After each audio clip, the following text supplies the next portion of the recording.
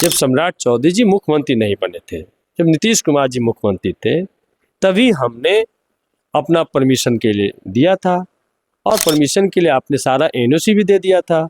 तो फिर कौन सी परिस्थिति आन पड़ी जो हमारा आवेदन को पर विचार नहीं किया गया। भाई इतना एक अंबेडकर संघर्ष मोर्चा के प्रोग्राम से इतना सरकार भयभीत होगी, और वो भी उस सरकार जिनके नाम में सम्राट लगा है वो भयभीत होंगे।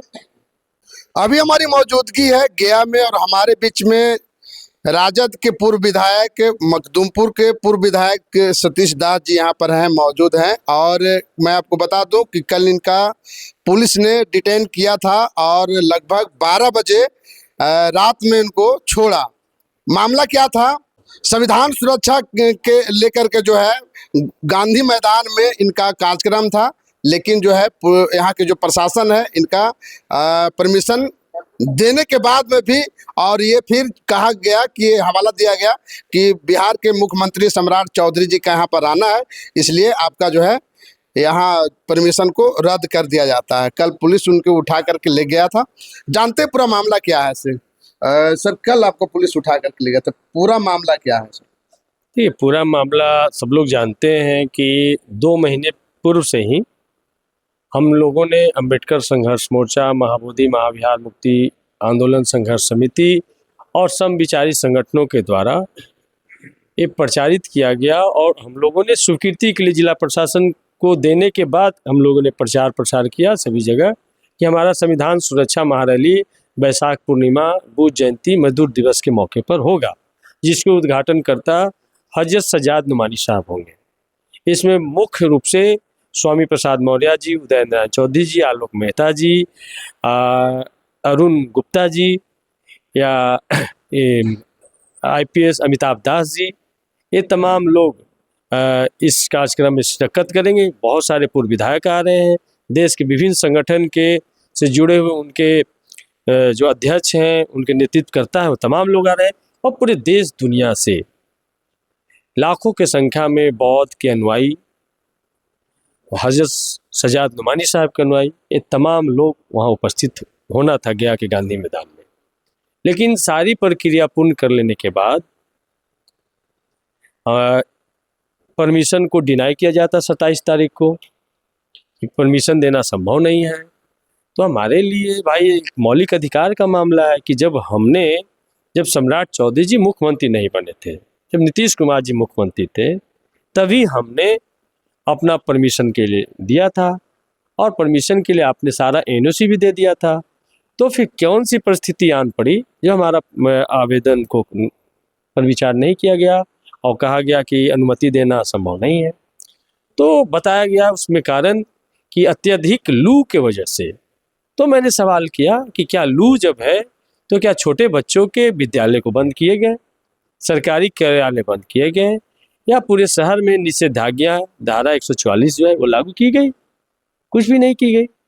तो लू सिर्फ संविधान सुरक्षा महारैली जो अंबेडकर संघर्ष मोर्चा द्वारा आयोजित की गई है उस पर सिर्फ लू का अटैक आएगा, या फिर माननीय मुख्यमंत्री जी आते हैं और उनका उसी दिन प्रोग्राम है, तो उनका तो जीवन और कीमती है बिहार के लिए, उन पर लू अटैक कर जाएगा तो फिर क्या करिएगा?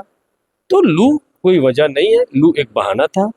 और आप देखिए कि मौसम कितना बढ़िया हो गया है और परमिशन डिनाई किया गया। तो उसके आलोक में हमने अनाउंस किया 28 तारीख को कि भाई आपने मेरे लोकतांत्रिक अधिकार को छीना है, हमें नए जगह भी आपने अलॉट नहीं किया है, इसको लेकर के हम आमरण अनशन पे बैठेंगे। अम्बेडकर संघर्ष मोर्चा के तमाम साथी ने निर्णय लिया, हम आमरण अनशन पे बैठने के लिए 29 तारीख को जो टेंट पंडाल जो होता है, क्योंकि गर्मी है, हम व्यवस्था किया जा रहा था, उसको पुलिस प्रशासन आकर के रोकती है। जो लोग हमारे धरना के लिए आते हैं उनको वहाँ से भगाया जाता है। मुझे सूचना प्राप्त होती है, मैं जाता हूँ, और भारत का आप देखे होंगे उस दिन कि भारत का संविधान लेकर के हम धूप में जाके बैठते हैं कि आप यदि मुझे भूख हड़ताल पर सही जो धरना स्थल आपने चयनित किया है उस जगह पे सूचना देने के बावजूद भी आप बैठने नहीं दे रहे हैं, तो हम धूप में बैठेंगे और धूप में ही हम अपनी जान को देंगे। ऐसा तो नहीं हुआ कि आपको 1 लाख लोग को यहाँ पर पहुँचना है, और मीडिया में जो प्रसारित हो रहा था कि 1 लाख लोग आएंगे गांधी मैदान में, तो ऐसा तो नहीं कि ये जो है ना प्रोग्राम को डाइवर्ट करने के लिए ऐसा किया जा रहा है? प्रोग्राम को सारा प्रयास किया गया डाइवर्ट करने के लिए। आपने देखा कि शासन प्रशासन के द्वारा बाज़ाब्ता पीसी की गई, पेपर में बड़े बड़े इश्तिहार छपाए गए। भाई इतना एक अम्बेडकर संघर्ष मोर्चा के प्रोग्राम से इतना सरकार भयभीत हो गई, और वो भी उस सरकार जिनके नाम में सम्राट लगा है वो भयभीत होंगे। तो ऐसा लगा कि ये पूरा षड्यंत्र एक उसके पीछे काम कर रहा है। तब जा कर के हम 29 तारीख को हम आते हैं और देखते हैं कि आप लोगों ने देखा कि हम संविधान लेकर के हम स्वयं भूख हड़ताल पे बैठते हैं, मेरे साथ 2-4 और अभी लोग तक तो आप बैठते हैं। भूख हड़ताल पर ही हैं। और अभी भी हम लगातार भूख हड़ताल पे, इसलिए क्योंकि जनता से हम निर्णय लिए थे कि भूख हड़ताल पे जाएंगे। फिर हम जनता से ही हम निर्णय लेंगे क्या मैं भूख हड़ताल तोड़ूं या ना तोड़ूं। तो इसीलिए फिर मुझे गलत तरीके से एक जो निर्वाचित जनप्रतिनिधि हम रहे हैं, 5 साल बिहार विधानसभा के हम सदस्य रहे हैं, और मुझे गलत तरीके से देखे कि चारों तरफ से सिपाही उठा करके मुझे गाड़ी में बैठाने का काम करते हैं। लेकिन जहाँ गहलौर थाना जहाँ पहुँचाया जाता है वहाँ के स्टाफ का बहुत अच्छा व्यवहार है, एक बहुत फेमिलियर माहौल में मुझे रखा गया, और मुझे जो भी लोग आ रहे थे उनसे जनता दरबार के जैसा हम लोग से मिल रहे थे। लेकिन वहाँ पर सारी पाबंदियाँ लगाई गई।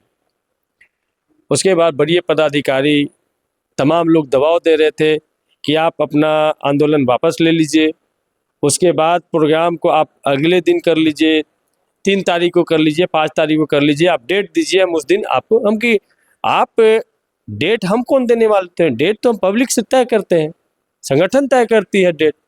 उसके अलावा हमारा जो प्रोग्राम है वो वैशाख पूर्णिमा तथा बुद्ध जयंती का दिन का प्रोग्राम है।